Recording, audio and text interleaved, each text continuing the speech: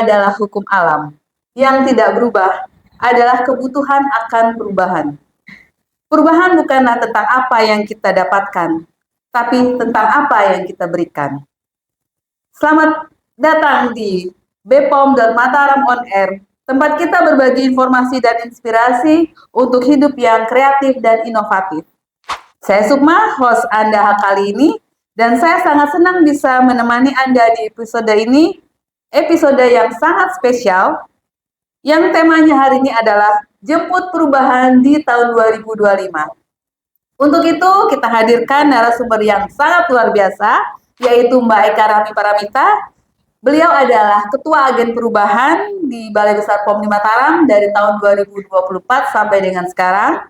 Bersama beliau kita akan membahas tentang agen perubahan, bagaimana kita menjadi bagian dari perubahan ini, mengambil peran dan menciptakan dampak nyata di sekitar kita. Karena sejatinya perubahan itu bukan tentang menunggu, tapi tentang bertindak. Jadi, siapkah kita untuk perubahan di tahun 2025 ini? Ubur-ubur ikan lele. Ikan lele kabur meluncur. Tanpa bertele-tele, kita langsung meluncur ke topik kita, yaitu Jemput Perubahan di tahun 2025. Selamat datang Mbak Eka Rahmi Paramita, apa kabarnya hari ini? Selamat datang, baik. Alhamdulillah, Mbak Sukma. Halo sahabat BPOM. Ya sahabat BPOM, ini kita langsung ya tanya-tanya tentang agen perubahan, biar kita tahu agen perubahan itu apa sih? Gitu. Mbak Eka gimana sih? Agen perubahan itu apa sebenarnya biar teman-teman sahabat BPOM pada tahu gitu semua? Agen perubahan atau biasa kita sebutnya agent of change gitu ya, istilah kerennya ya.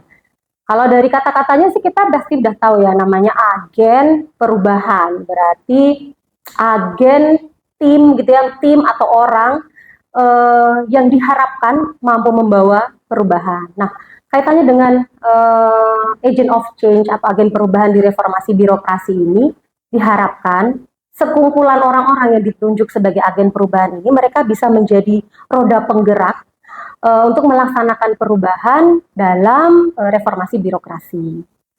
Nah, agen perubahan ini ada 5 tugas utama sih sebenarnya. Yang pertama itu mereka harus bisa sebagai katalis. Katalis itu apa? Mereka tuh bertugas untuk memberikan keyakinan kepada pegawai, seluruh pegawai, kalau di sini berarti di Balai Besar POM di Mataram gitu ya, tentang pentingnya perubahan di unit kerjanya. Itu. Kemudian yang kedua, mereka sebagai penggerak perubahan. Jadi mereka yang menggerakkan perubahan itu, memotivasi orang-orang untuk mau berubah, memotivasi orang-orang untuk mau berpartisipasi dalam perubahan. Lalu yang ketiga, mereka harus bisa memberikan solusi. Memberikan solusi kepada siapa ya? Memberikan solusi kepada para pegawai. Bagaimana cara menjalani perubahan ini gitu ya. Kalau kan terkadang ada orang yang nggak mau berubah, cenderung takut berubah, sudah merasa nyaman gitu ya. Nah, ini para agen perubahan ini diharapkan bisa memberikan solusi kepada para pegawai-pegawai yang mereka enggan untuk berubah, kemudian sudah berada di zona nyaman, dikulik-kulik untuk mau berubah nggak mau-mau. Nah, ini tugasnya nih agen perubahan nih, bagaimana mereka bisa memberikan solusi itu. Kemudian mereka juga bisa sebagai mediator.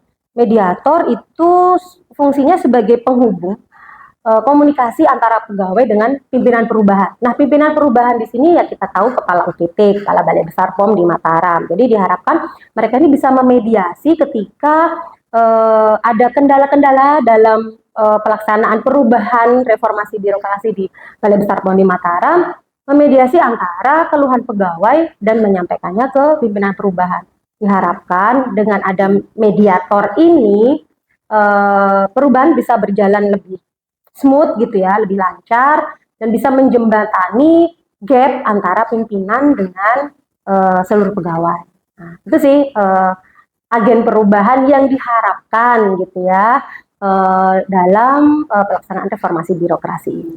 Nah, tadi katanya ini orang yang ditunjuk ya, tim yang ditunjuk. Berarti ada kriteria khusus ya yang bisa menjadi agen perubahan nih. Siapa tahu sahabat BPOM ada yang pengen gabung jadi agen perubahan kayak agen di film gitu ya. Ya, bukan bukan tapi gitu ya. bukan agen LPG ya. Oh iya, bukan agen LPG ya, sahabat Bepom ya. Jadi gimana nih, ada syarat khusus nggak? Ya, jadi kalau syarat-syaratnya sebenarnya nggak khusus-khusus amat ya. Agen perubahan ini kan semua orang bisa. Ini bukan agen rahasia gitu ya yang harus punya kemampuan apa, harus punya kesaksian atau harus punya nyamar atau bisa apa gitu ya. Jadi kalau agen perubahan sih yang pasti dia harus seorang ASN, ya, seorang aparatur sipil negara, kemudian tidak sedang menjalani hukuman disiplin, lalu mereka punya Nggak boleh sifat kena hukuman disiplin ya. betul. Kalau kena hukuman disiplin, ya mohon maaf ya, tidak bisa menjadi agen perubahan gitu. Kemudian mempunyai sifat yang bertanggung jawab terhadap tugas-tugasnya. Kemudian yang pasti harus taat kepada aturan disiplin dan kode etik pegawai.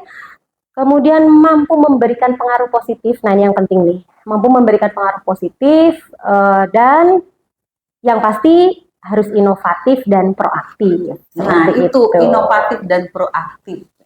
Inovatif ini berarti harus punya inovasi ya? Salah satu ketentuan di dalam kaitan dengan agen perubahan di Badan POM, memang setiap satu agen perubahan harus memiliki satu inovasi. Jadi ya memang mau nggak mau, kita sebagai agen perubahan ya harus punya inovasi. Jadi kalau ingin bergabung dengan agen perubahan, ya punya inovasi. Gitu. Cuman inovasi yang di sini jangan dipikirkan bahwa, wah inovasi nih harus bikin aplikasi apa ya gitu ya. Inovasi ini aku harus bikin apa nih, sesuatu yang baru gitu. Nggak harus seperti itu. Jadi inovasi ini pertama tidak harus berbentuk aplikasi. Inovasi ini nggak harus yang all brand new atau baru banget gitu ya. Kita bisa loh mencontoh inovasi dari UPT lain, dari balai lain, kemudian kita mengembangkan di balai kita sendiri. Atau misal ada inovasi-inovasi lama, lalu kita kembangkan kembali, nah itu bisa diangkat sebagai inovasi baru. Dan bahkan kita bisa merebranding tugas-tugas keseharian kita gitu ya, tugas-tugas yang kita lakukan sehari-hari, yang kita kadang merasa ini rutinitas aja gitu, tapi ketika kita merebrandingnya dengan suatu nama inovasi, kita bisa membuat tugas itu menjadi lebih menarik dan lebih bisa menginspirasi orang lain gitu untuk menjalani tugas-tugas kita menjadi lebih menyenangkan gitu. Jadi jangan difikirkan bahwa inovasi itu sesuatu yang wow, sesuatu yang baru, sesuatu yang susah. Nah, itu yang sering kali salah ya diartikan bahwa nggak mau jadi AOC, nggak mau jadi agent of change gitu karena nanti diminta bikin inovasi gitu. Padahal inovasi yang diciptakan itu nggak harus yang mewah atau yang gimana gitu, cukup dengan perubahan kecil yang teman-teman lakukan gitu ya di pekerjaan teman-teman, kemudian di branding dengan nama inovasi, nah itu bisa gitu dimasuk sebagai inovasi di agen perubahan seperti itu. Oke, berarti jangan terlalu berat memikirkan apa yang harus saya buat, tapi bisa kita kegiatan kita sehari-hari kita buat lebih menarik ya, agar kita lebih semangat menjalani. Nah, begitu. Oke. Kemudian ini tentang inovasi lagi nih. Di Balai POM Mataram ini punya inovasi unggulan pastinya ya. Ya, itu inovasi unggulan itu apa aja sih? Jadi kita ini, tadi saya lupa ya belum memperkenalkan ya. Oh kita iya, ini anggotanya 20 anggota AOC atau agent of change. Tapi mungkin kurang banyak lagi ya. Ya maunya sih semua pegawai ya bisa jadi agen perubahan gitu ya. Semakin banyak semakin bagus ya. Jadi kita punya 20 anggota agen perubahan dengan 20 inovasi tentunya gitu. Jadi di sini tuh ada, nanti kalau teman-teman sahabat Bepom belum tahu nih siapa aja sih AOC Balai Besar POM di Mataram gitu ya. Di sini kita ada Mas Oso, kemudian ada Mas Krisna, ada Mas Nanang, ada Mbak Yanti, ada Mbak Sita, ada Mbak Sabrina, ada Mas Irfan, ada Mas Dayat, ada Mbak Bayang, nah ada Mbak Sukma sendiri nih host kita hari ini.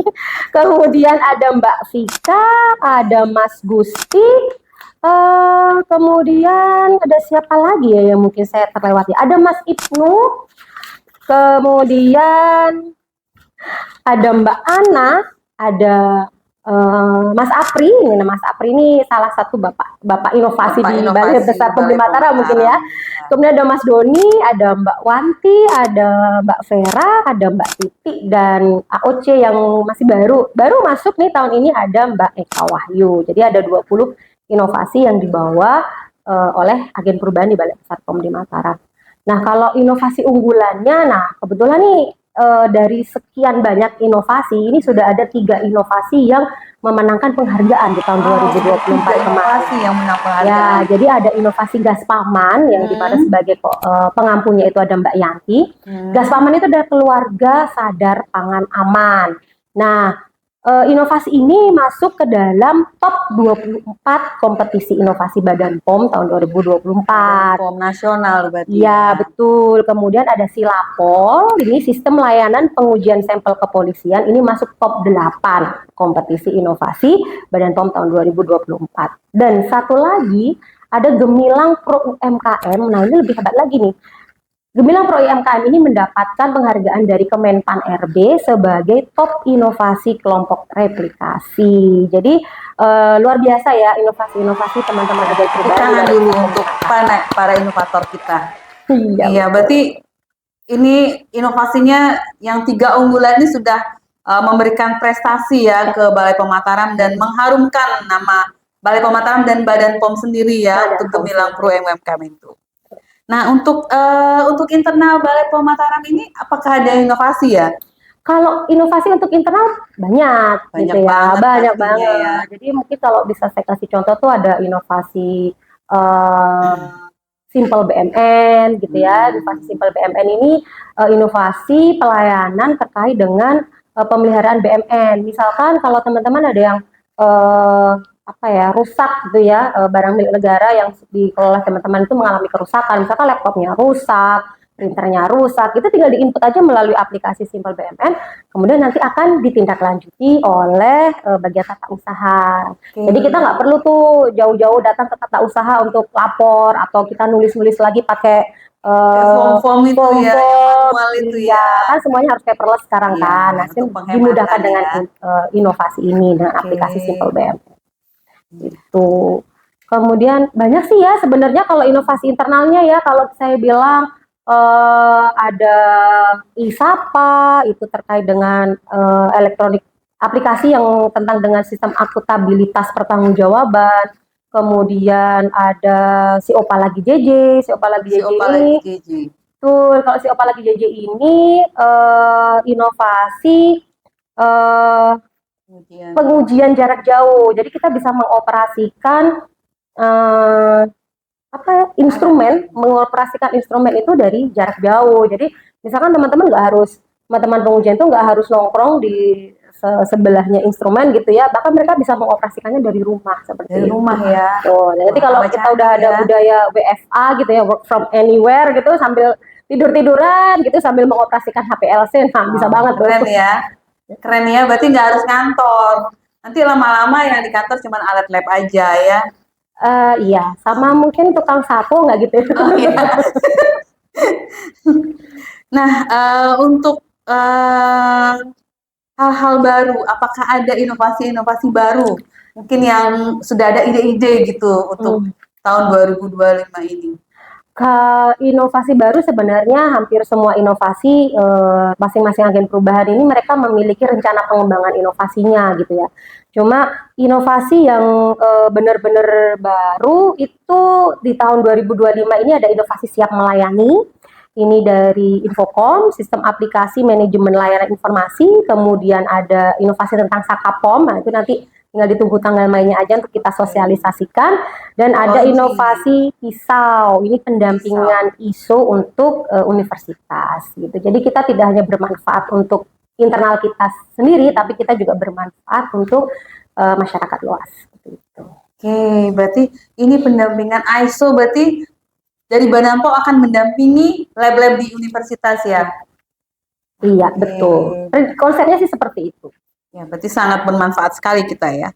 Nah, ini tadi udah panjang lebar ya dijelaskan tentang AOC, apa prestasinya, dan untuk 2025 ini bagaimana nih Ketua AOC, hal apa harapannya untuk perubahan kita di Balai POM Mataram ini? Harapannya sih sebenarnya ya tadi ya sudah disampaikan oleh Mbak Sukma di awal ya. Kita jangan pernah takut berubah gitu ya. Perubahan itu suatu hal yang pasti. Bagaimana kita menikmati perubahan itu, kemudian jangan takut untuk menjadi agen perubahan, itu aja. Jangan pernah takut untuk menciptakan inovasi, karena selama ini tuh inovasi tuh jadi momok banget nih. Aduh, disuruh buat inovasi gitu ya. Jangan pernah takut untuk menciptakan inovasi. Sesimpel apapun ide-ide kalian itu bisa kalian tuangkan sebagai inovasi. Gitu. Dan semoga agen perubahan di 2025 ini semakin solid, tetap semangat gitu ya. Itu aja sih, solid dan semangat, pantang menyerah. Solid, semangat, pantang menyerah. Saya jadi berasa kayak apa ya? Iya, saya jadi ingat sesuatu. Tapi udah nggak berlaku tuh ya. Tapi tetap kita tanamkan ya. Betul. Kayaknya udah mendarah daging kayaknya ya. Mendarah daging banget. Nah, itu podcast kita hari ini, sahabat Bepom. Terima kasih sudah mendengarkannya.